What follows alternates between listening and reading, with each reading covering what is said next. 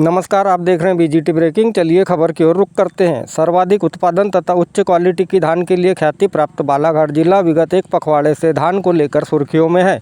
फिर चाहे मामला पूर्व सांसद कंकर मुंजारे से जुड़ा हो या फिर धान की चोरी, या अभी हाल ही में सामने आए मामले जिसमें एक कर्मचारी पर धान तस्करों द्वारा ट्रक चढ़ाने का प्रयास किया गया, या फिर धान की तस्करी करते खैरलांजी में पकड़ाए ट्रक का ही क्यों न हो। इन्हीं सब के बीच अब जनप्रतिनिधि और अन्य संगठन के पदाधिकारी प्रशासन की कार्यप्रणाली पर सवाल खड़े करते हुए जुबानी हमला करने लगे हैं, जिनका कहना है कि धान की तस्करी रोकने के लिए प्रशासन को तस्करी करने वाले वाहन रास्ता करने चाहिए। चलिए आपको बताते हैं क्या कहा चावल एसोसिएशन के प्रदेश उपाध्यक्ष जितेंद्र मोनू भगत और कांग्रेस नेता महेश सारे ने। देखे पूरी खबर। का अवैध परिवहन हो रहा है जिले से, क्या प्रतिक्रिया है आपकी?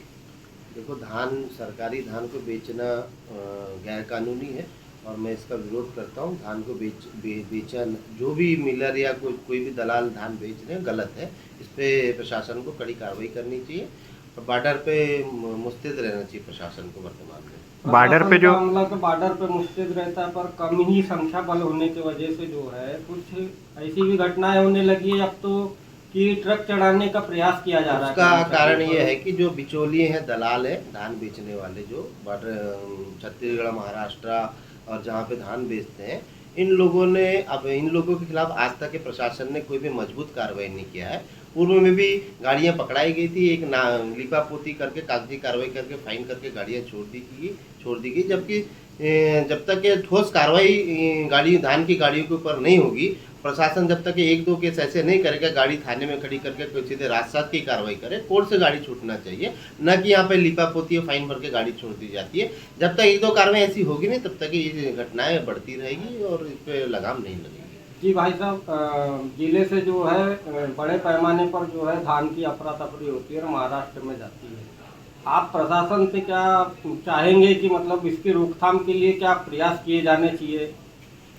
मैं वही बोल रहा हूँ, प्रशासन को मजबूत कार्रवाई करना चाहिए। धान जो बेचते हैं, जो दलाल है, इनकी धान की गाड़ियों को पकड़कर राजसात जैसी कार्रवाई करनी चाहिए, जबकि जो केस सागौन का बनता है वही शासकीय धान को बेचने का भी बनता है।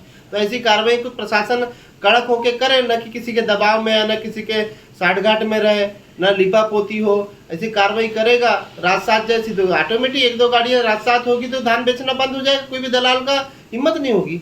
कुछ मामलों में ऐसा भी देखा जाता है कि सूचना देने के बाद में प्रशासन का अमला मौके पे आने में आनाकानी भी करते हुए, तो कहीं ना कहीं लिपापोती है, जो कागज भर के गाड़ियाँ छोड़ी जाती, इन चीज़ों पे मैं वही तो बोल रहा हूँ बार बार।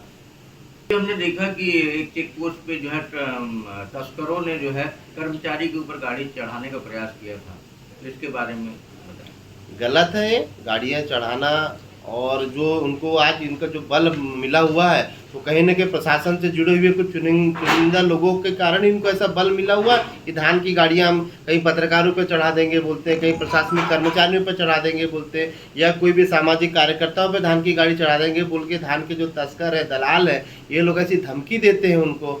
तो इन लोगों पर प्रशासन जब तक कड़क कार्रवाई नहीं करेगा तो इन लोग के बल में कमी कैसे आएगी। अभी आपने देखा चावल एसोसिएशन के प्रदेश उपाध्यक्ष जितेंद्र मोनू भगत को, जिन्होंने धान तस्करी को रोकने की प्रशासन से अपील की है। अब देखें क्या कह रहे हैं कांग्रेस नेता महेश सहारे। महेश सहारे ओबीसी एसटी एससी मोर्चा का एक कार्यकर्ता हूँ। लगातार देखा जा रहा है कि बालाघाट जिले से महाराष्ट्र राज्य में मध्य प्रदेश की धान, खासकर जो है बालाघाट जिले की धान महाराष्ट्र जा रही है, और ये धान तस्कर जो है, धान चोर गिरोह जो है, वो लगातार कई वर्षों से चोरी कर रहे हैं। प्रशासन ने नाका भी बना के रखा है, लेकिन वो नाके की बेपरवाह करके महाराष्ट्र में बेचने का काम कर रहे हैं धान, क्योंकि वहाँ धान का ज़्यादा कीमत मिलती, ज़्यादा पैसे मिलता है, इसलिए महाराष्ट्र में ले जाके वो बेचने का काम करते हैं। अभी ये खैरी घाट की बात है कल की, वहाँ जो है एक प्रशासन का ही व्यक्ति है, छोटा सा कर्मचारी, उसके ऊपर धान चोर जो गिरोह है उन्हें ट्रक चढ़ाने की कोशिश करी, उसके पैर में चोट आ गई है, उसका नाखून निकल गया है, जबकि वहाँ ड्यूटी 4-5 लोगों की रहती, लेकिन वो अकेला रहता है। इसमें प्रशासन की भी बड़ी लापरवाही। वहाँ पुलिस का कोई आदमी नहीं है, मंडी का कोई आदमी नहीं है, वो अकेला एक छोटा सा कर्मचारी है, वो क्या संभाल लेगा।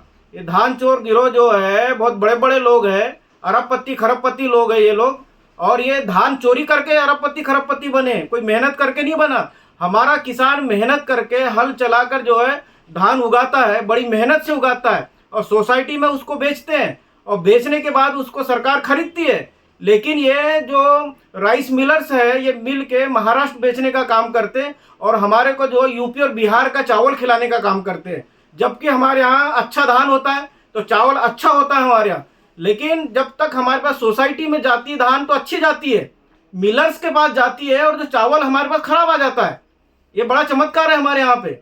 जो सोसाइटी में जो हमारे यहाँ चावल मिलता है पीडीएस के माध्यम से, गरीबों को जो मिलता है 5 किलो राशन, खराब राशन मिलता है पूरा। जब हमारे यहाँ धान अच्छी होती है तो चावल खराब कैसे होता है, इसकी भी जांच होना चाहिए। और ये जो धान चोर गिरोह जो है सतर्क हो जाए, सावधान हो जाए, नहीं तो हमको बॉर्डर पे जो है हमारा ओबीसी एसटी एससी मोर्चा के पूरे कार्यकर्ता, हमारे पूरा संगठन जो है उसकी कमान संभालेगा।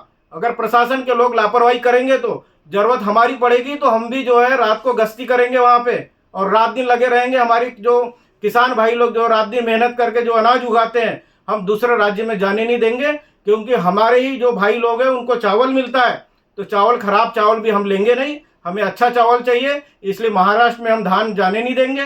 और प्रशासन की इसमें पूरी लापरवाही है, पुलिस विभाग की पूरी लापरवाही है, जो मंडी वाले हैं उनकी पूरी लापरवाही है। जबकि बालाघाट कलेक्टर साहब ने सब मंडी पूरे चेक पोस्ट पे, सब बॉर्डर पे, महाराष्ट्र के बॉर्डर पे जो है नाका बनाया गया है, लेकिन वहाँ रहता ही नहीं कोई आदमी, खाली पड़ा हुआ है।